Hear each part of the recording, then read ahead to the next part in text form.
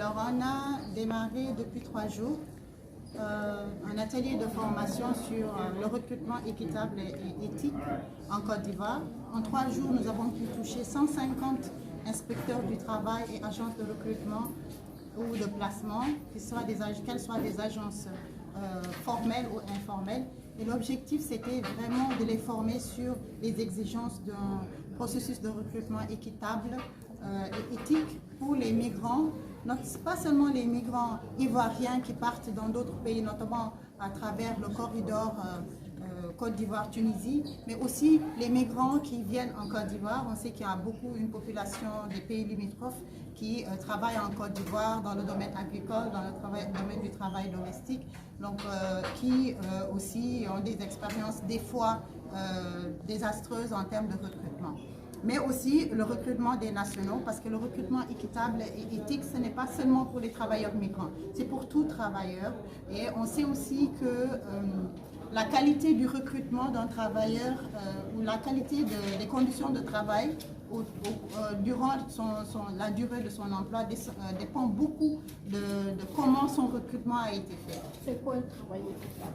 C'est un travail, le recrutement équitable et éthique, c'est un recrutement qui défend les droits du travailleur, qui se fait de façon non discriminatoire et qui s'aligne à la réglementation et aux normes internationales du travail. On a pu aussi, durant ces 2 jours, discuter beaucoup avec les participants des normes internationales du travail qui sont pertinentes pour un recrutement équitable et éthique.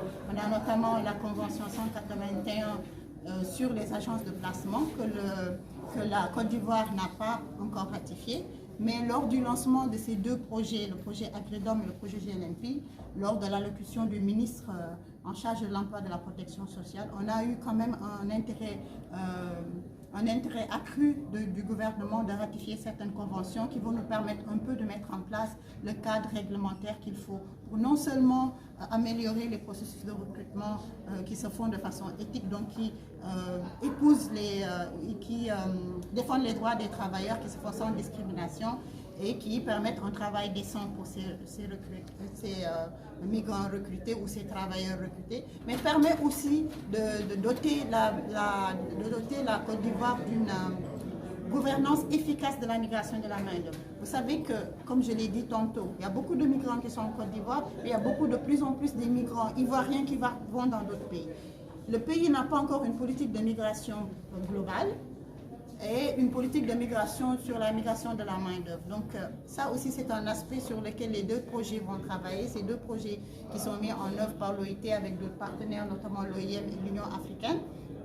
Donc au bout des 4 ans d'exécution de ces projets, on espère qu'on va favoriser la réalisation d'un recrutement équitable et éthique pour les travailleurs migrants dans le pays, qu'on va appuyer le pays à avoir une politique de migration de la main-d'œuvre, qu'on va ratifier certaines conventions, notamment la Convention 181 sur le recrutement équitable, la 97 et la 143 sur la gouvernance de la migration de la main-d'œuvre, et la Convention aussi 189 sur les travailleurs domestiques. Mais pas seulement ratifier, mais aussi aider le gouvernement à transformer ces conventions-là en législation nationale. Parce qu'il ne faut pas oublier la ratification seule, elle ne suffit pas. Il faut transformer la législation nationale de telle sorte que les bénéficiaires puissent pouvoir avoir accès à des services plus de qualité, en fait, qu'ils puissent avoir accès à un travail décent. Ma question, c'est quel est le constat des faits dans ce qui vous a mené à utiliser cette... Alors, on a par exemple, je vous donne un exemple très précis. L'OIT a fait une étude dans le cadre d'un projet qui s'appelle FAIR, donc le recrutement, l'initiative pour le recrutement équitable dans le monde et en particulier en Afrique. L'OIM aussi a fait des études sur le corridor Côte d'Ivoire-Tunisie et on s'est rendu compte que le processus de recrutement des Ivoiriens en Tunisie est très informel. C'est des familles qui envoient les gens, c'est des agences de recrutement qui n'ont pas d'agrément, c'est des agences de recrutement qui mettent en place des pratiques frauduleuses, par exemple, qui vous envoient ensuite avec un contrat qui donne un certain niveau de salaire et puis on se retrouve avec notre niveau de salaire. On a par exemple vu une vidéo ou une situation assez particulière d'une femme ivoirienne qui est partie en Tunisie et qui s'est fait exploiter Donc on s'est dit, il y a des approches frauduleuses qui se passent et il y a lieu de voir dans quelle mesure on peut identifier ces défis-là et comment on peut acter pour que ces défis puissent se transformer en opportunités. Là, c'est seulement le corridor Côte d'Ivoire-Tunisie. Si on regarde l'industrie des agences de recrutement dans le pays, on sait qu'il y a un nombre très limité d'agences qui sont en agrément au niveau de l'agence emploi jeune. Il y a une population ou un nombre très élevé, qu'on ne connaît pas d'ailleurs, mais on assume très élevé, d'agences de recrutement informelles. D'où l'intérêt, par exemple, de les identifier non seulement, et on en a parlé. Vous voulez qu'ils soient professionnels? On doit les professionnaliser, mais pour les professionnaliser, on ne va pas venir seulement avec une politique de sanctions. Il faut déjà connaître, avoir des données sur qui elles sont. Un autre aspect de cette formation, c'est qu'on a pu rencontrer pendant 3 jours ces agences. Elles-mêmes, elles nous ont dit les problèmes qu'elles ont. Donc je pense que c'est un bon début pour comprendre davantage quels sont les problèmes qu'elles ont et comment maintenant, à travers ce projet, d'avoir ce partenariat entre l'OIM, l'OIT et l'Union africaine, on peut essayer d'accompagner le gouvernement de la Côte d'Ivoire à trouver les solutions. Vous allez voir vers la fin de la formation, on a pu réfléchir sur des priorités d'intervention qui sont très spécifiques. Et pour nous, c'est une manne d'informations parce que ça nous permet de voir comment on va répondre à cela à travers ces 2 projets qui ont une durée de 4 ans. Vous pouvez citer quelques priorités? Alors, la première priorité, déjà, c'est la ratification des conventions. Et donc, c'est une opportunité pour l'OIT d'assister à la Côte d'Ivoire à ratifier ces conventions. Comme je vous ai dit, il y a une volonté politique de le faire. On l'a entendu lors du discours du ministre, lors du lancement de ces 2 projets. Et donc, nous, on va continuer notre plaidoyer, notre assistance technique pour ratifier ces conventions puissent se traduire en bénéfice réel pour les travailleurs. L'autre aspect, c'est une politique de migration de la main-d'œuvre. Si on n'a pas une politique qui permet une gouvernance de ces flux migratoires, on a une action réactive, mais pas une action proactive. Cette politique de migration s'accompagne aussi d'une identification, d'une bonne base de données, des données sur la migration.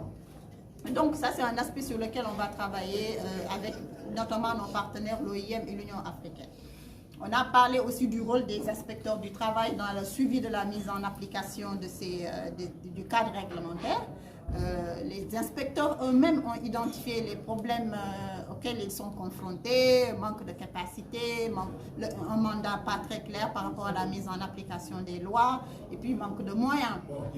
Aujourd'hui, ils ont même proposé qu'il y ait une cellule d'inspecteurs du travail spéciale pour l'industrie du recrutement. Je pense que c'est pas seulement des priorités générales, c'est des priorités très spécifiques et ça montre aussi la qualité des discussions qu'on a eues les 3 jours. Ça montre aussi l'engagement des participants qui étaient là. Ce n'étaient pas des participants qui étaient là pour se former, c'était des participants qui étaient là pour entrer dans une phase de consultation avec nous pour pouvoir avoir des résultats concrets.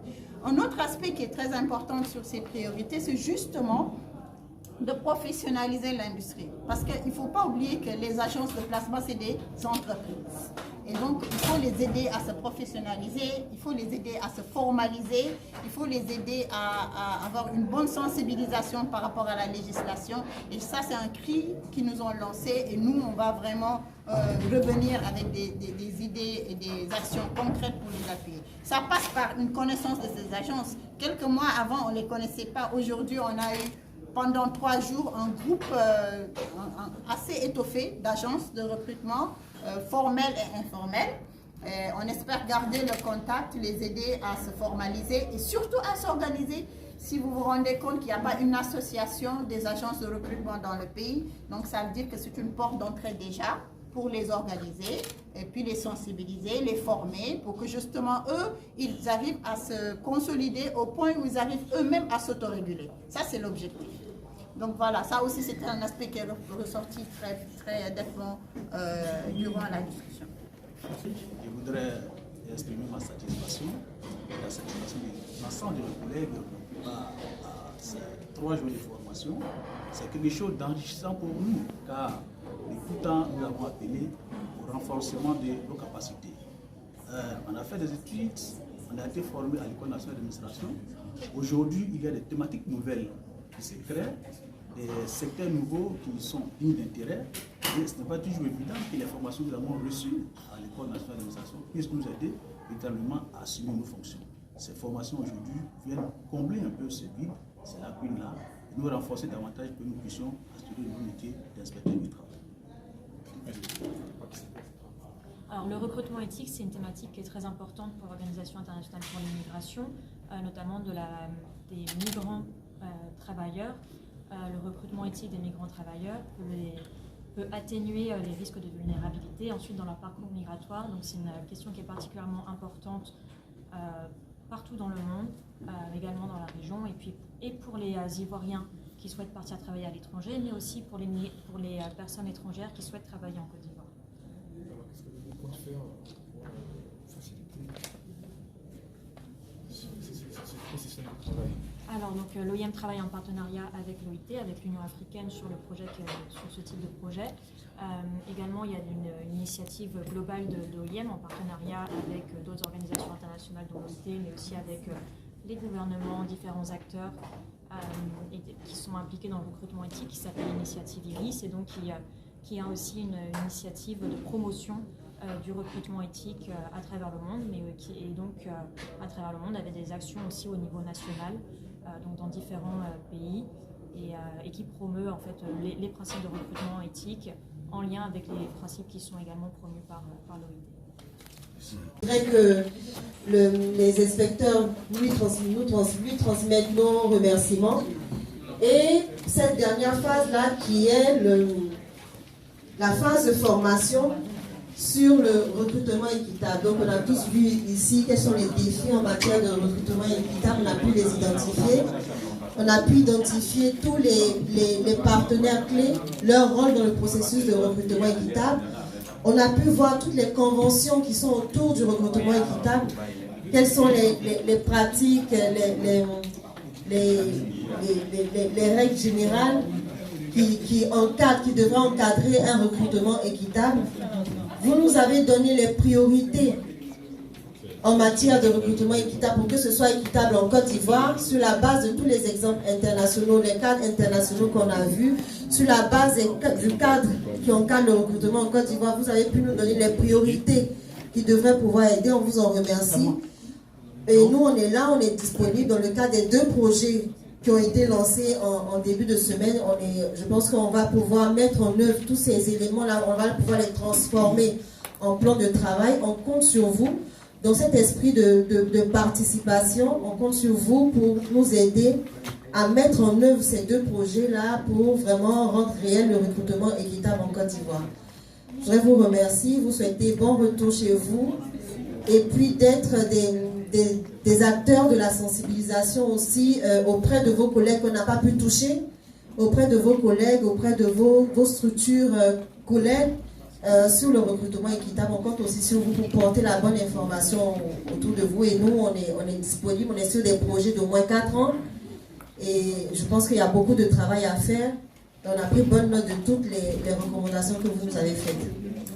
Merci à tous, merci à l'OIM. C'est un exemple aussi de partenariat, de collaboration qu'on a eu à faire. Nos collègues de l'Union européenne, l'Union africaine plutôt, sont partis depuis hier, mais c'est ensemble qu'on est en train de mettre ces 3 projets-là, ces 2 projets plutôt. Merci et bon retour à tous. Merci.